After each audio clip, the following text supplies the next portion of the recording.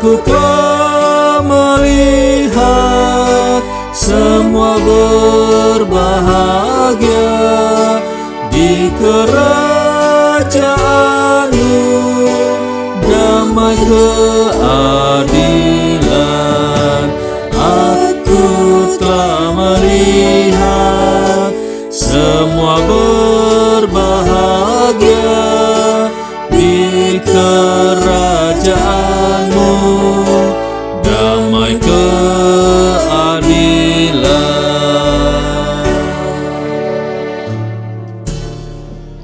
Kasih karunia dan damai sejahtera dari Allah Bapa kita dan dari Tuhan Yesus Kristus menyertai-mu.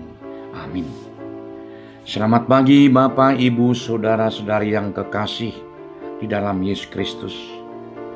Mengawali seluruh aktivitas kita pada hari ini Selasa 7 Oktober 2025, marilah kita mendengar nats renungan bagi kita hari ini yang dibacakan oleh salah seorang remaja Naposo anggota jemaat kita. Nats renungan hari ini, hari Selasa tanggal 7 Oktober 2025, diambil dari 1 Musa 4 ayat 7. Da songonondo, molona dengan diulahoni mahar digakon ni bohi, alai moloso diulahona dengan makokop dosai di labuk pitu, maka lunguton ho, alai ikon ho mangarajaisa. Di bahasa Indonesia yaitu, apakah mukamu tidak akan berseri jika engkau berbuat baik? Apakah jika engkau tidak berbuat baik, dosa sudah mengintip di depan pintu? Ia sangat menggoda engkau, tetapi engkau harus berkuasa atasnya. Demikianlah firman Tuhan. Terima kasih. Renungan ini saya sebut pilihan di ambang pintu dosa. Saudara-saudari yang terkasih dalam Kristus Yesus, kita hari ini diajak untuk merenungkan sebuah teks kunci dalam kisah manusia yang paling awal, yaitu teguran Allah kepada Kain, anak sulung Adam dan Hawa. Ini adalah momen sebelum terjadinya pembunuhan pertama dalam sejarah manusia. Kalau boleh kita mendalami sedikit apa arti dan makna narasi perselisihan bagi bangsa Israel. Kisah Kain dan Habil adalah kisah asal mula konflik dan dosa dalam komunitas manusia, bahkan di dalam keluarga inti. Bagi bangsa Israel yang adalah sebuah keluarga besar dari Yakub, Israel, kisah ini menjadi peringatan keras tentang bahaya perpecahan, iri hati, dan kekerasan sesama saudara. Konflik di antara mereka adalah pengulangan dosa Kain yang mengancam keutuhan dan keberkatan perjanjian Israel. Narasi ini juga menegaskan kembali bahwa pilihan moral ada di tangan manusia. Sama seperti Kain yang diberi pilihan untuk berbuat baik atau menyerah pada dosa, Israel pun selalu dihadapkan pada pilihan antara taat pada perjanjian Allah atau mengikuti keinginan hati mereka yang jahat. Untuk itu boleh kita mendengarkan beberapa penjelasan lebih dalam.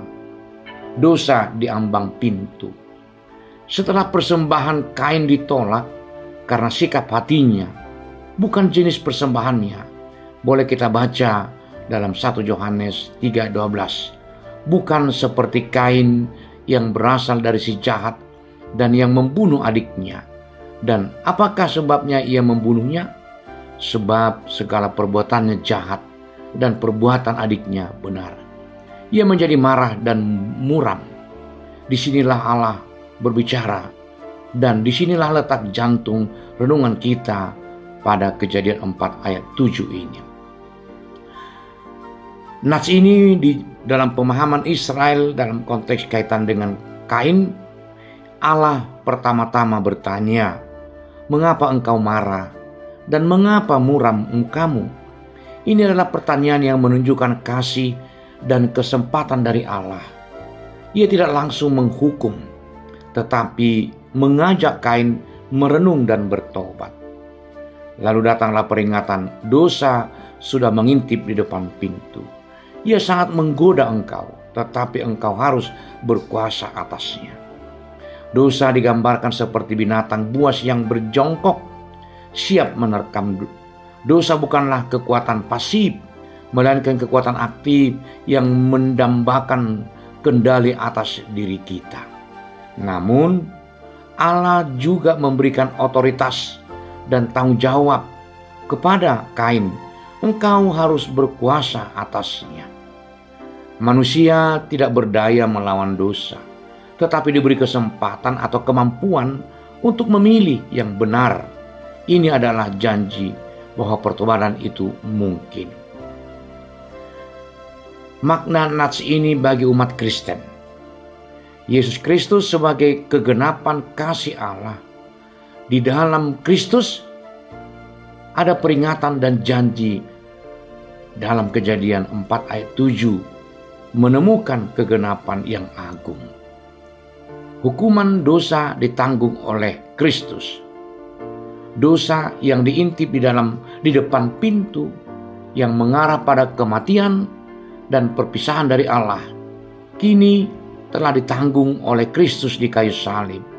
Kematiannya adalah kegenapan kasih Allah yang memungkinkan pengampunan total dan penghapusan kuasa maut. Kalau boleh kita sebut juga kuasa atas dosa melalui Kristus. Kita diperintahkan untuk berkuasa atasnya. Tetapi sebagai orang berdosa kita gagal seperti Kain. Dalam Yesus Kristus kita menerima Roh Kudus.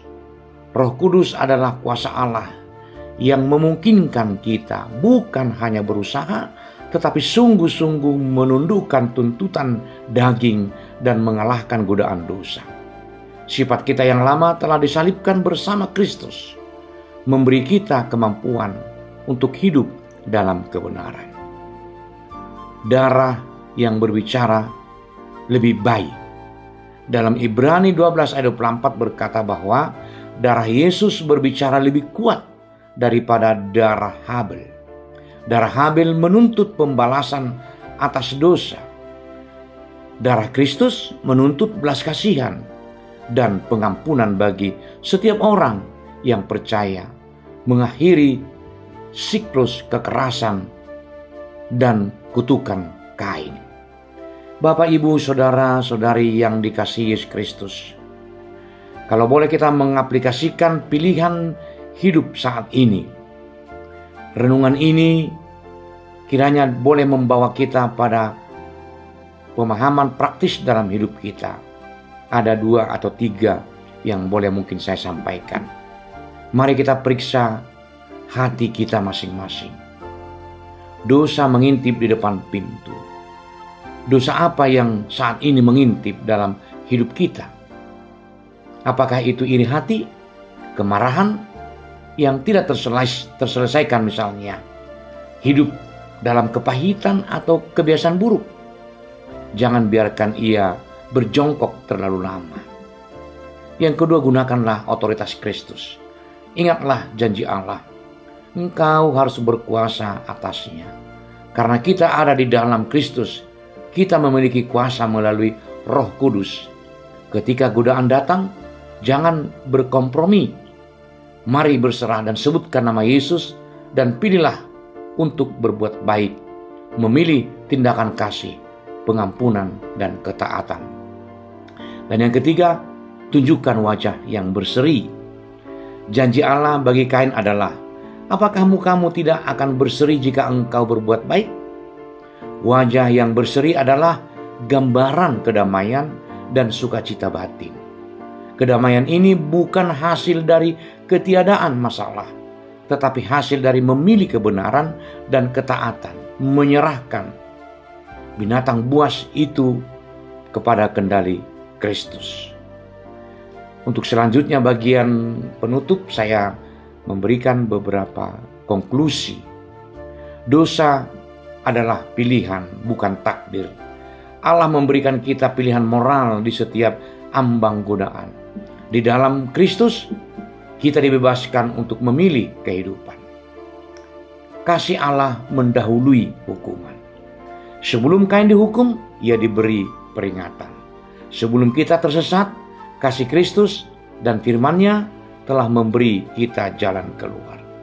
Dan bagian ketiga, kemenangan sudah pasti.